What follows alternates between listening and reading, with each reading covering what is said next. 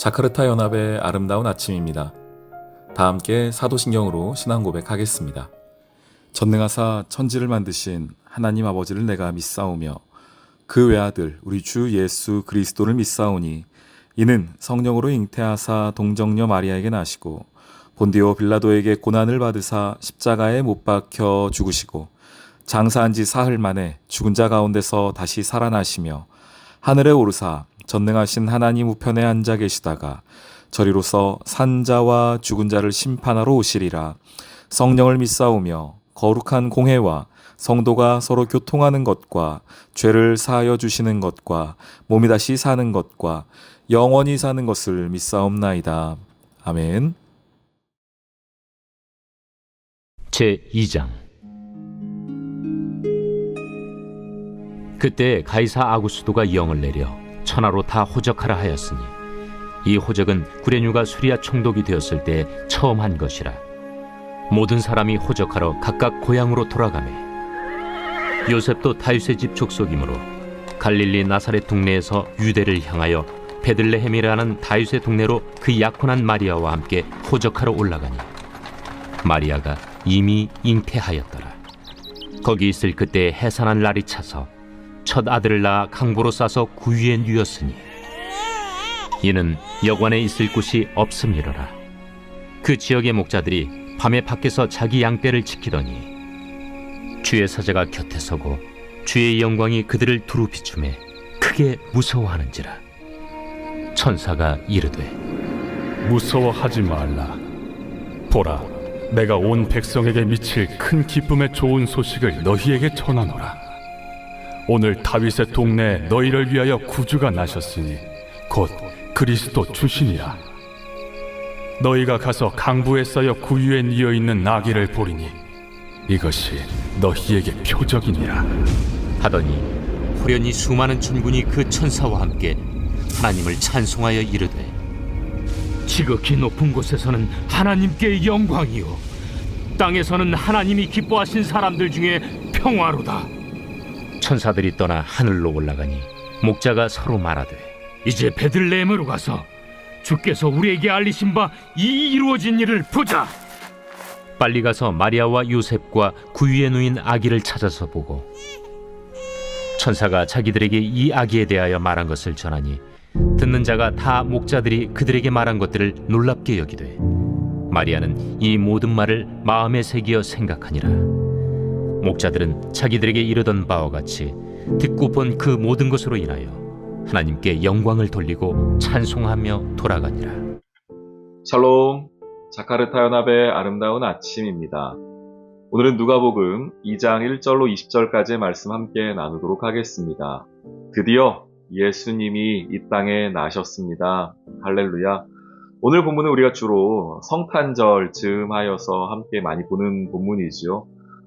지극히 높은 곳에는 하나님께 영광, 땅에서는 하나님께 기뻐하는 사람들 중에 평화. 우리 본문을 성탄절 즈음하여 자주 인용하고 보고 있습니다. 근데 오늘 이 말씀을 우리 함께 보면서 예수님이 이 땅에 오심의 의미가 무엇인가를 다시 한번 좀 생각해 보기를 소망합니다. 그 예수님이 이 땅에 오신 것은 구원자, 그리고 이 땅을 새롭게 할 하나님의 나라 자체가 온 것인데 인류 역사상 가장 중요한 날인데도 불구하고 너무 조용합니다. 큰 축제, 축하 이런 건 없고요. 매우 조용하게 진행이 되어지고 있습니다. 그리고 그것을 처음 목격한 사람들이 오늘 본문에 등장하는데 8절에 보시면 그 지역의 목자들이 나오고 있습니다. 양을 치던 자들이죠. 양을 이곳에서 먹이다가 이쪽에 초장이 닿으면 다른 곳으로 옮겨서 또 목초지를 찾아다니는 당시의 목자들의 어떤 모습이 있습니다. 이들은 밤새 양을 지켜야 했습니다. 야영 생활하는 것이죠. 당시에는 지금처럼 동물들이 특별히 야생동물들이 많았기 때문에 이런 야생동물들로부터 들짐승들로부터 양을 지키기 위해서는 그 양들과 함께 그 거친 들에서 함께 잠을 자고 그들을 지켜야만 했던 자들이었습니다. 지금도 그렇긴 하겠지만 목자, 목동 이 일은 매우 고된 일이었고 또 힘든 일이었습니다. 게다가 당시에는 사회적으로도 그렇게 인정받는 직업도 아니었습니다. 그런데 그런 목자들이 이 아기 예수님의 탄생의 가장 첫 번째 증인들이 되는 것을 보게 됩니다. 어떨 때에 이들이 예수님의 그 탄생을 보게 됩니까? 밤에 밖에서 자기 양떼를 지키다가였습니다. 하나님이 우리에게 은혜 주시는 게 언제인가를 생각해 보게 됩니다. 하나님께서 우리에게 주시는 복음의 기쁨을 누리는 때가 언제인가를 생각해 보게 됩니다. 물론 우리가 하나님 앞에 뜨겁게 예배하고 또 하나님께서 주신 놀라운 은혜를 받을 때도 있지만, 오늘 말씀을 보면서 우리가 우리의 일상 속에서 하나님을 경험하는 것이 중요하다는 것을 다시 좀 깨닫게 됩니다. 밤새 자기 양을 지키던 이들에게 하나님의 그 복된 소식, 은혜의 소식이 먼저 들려진 것을 생각해보면 더욱 그렇습니다. 여러분, 그러니 은혜를 구하고자 한다면 오늘 여러분에게 주어진 그 삶의 자리를 더욱 힘있게 살아가십시오. 더욱 하나님께서 주신 그 삶의 현장을 지켜가시길 노력하셔야 되고, 내게 주어진 그 일, 그 삶의 자리에서 더욱 최선을 다하는 것이 은혜의 자리임을 기억하는 여러분 되기를 소망합니다. 자, 그리고 나서 천사가 와서 말해주죠. 기쁨의 좋은 소식을 너희에게 전하여 주겠다. 아기 예수를 너희가 보게 될 것이다. 라면서 그 유명한 말, 높은 곳에서는 하나님께 영광, 땅에서는 하나님이 기뻐하는 사람들 중에 기쁨과 평화를 선포하게 됩니다. 자, 그리고 가서 아기 예수님을 찾으러 가게 되지요. 그 예수님을 만나고 나서 그들이 고백하게 됩니다. 천사가 와서 알려줬던 그 고백이었죠. 이 아기가 바로 그리스도 예수시다, 그리스도시다 라는 고백이었습니다. 그러니 이들은 먼저 그리스도를 고백한 것입니다. 아기 예수를 향하여서 그리스도를 고백한 것이죠. 이것도 참 놀라운 일입니다.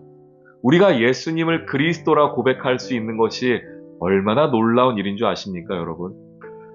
내가 성경 공부하고 내가 배우고 배움의 어떤 열매로서 우리가 하나님을, 예수님을 그리스도라 고백할 수 있는 것이 아닙니다. 그것은 우리의 믿음의 고백이며 아무나 예수를 그리스도라 고백할 수가 없지요.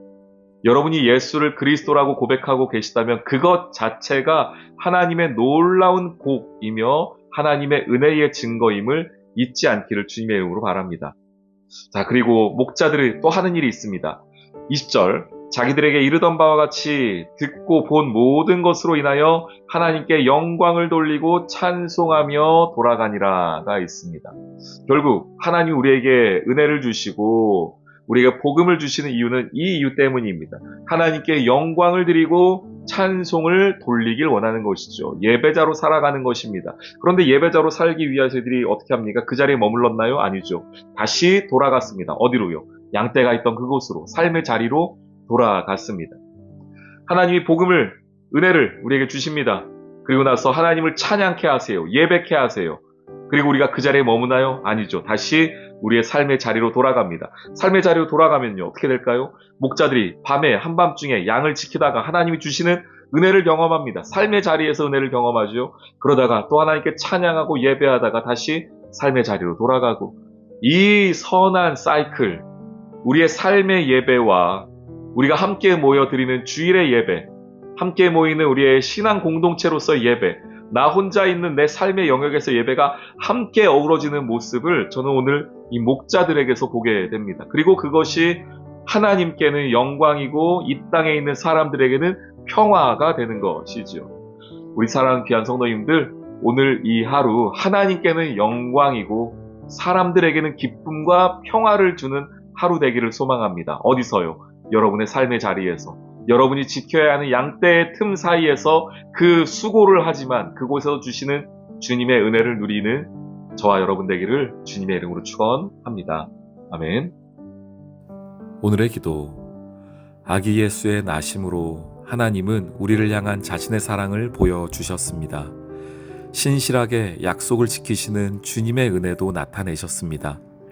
하나님께는 영광이요, 이 땅의 사람들에게는 기쁨과 평화가 우리에게 주어졌음을 잊지 않게 해주세요. 주님의 다시 오심을 기다리며 살아가는 은혜를 주세요. 예수님의 이름으로 기도합니다. 아멘.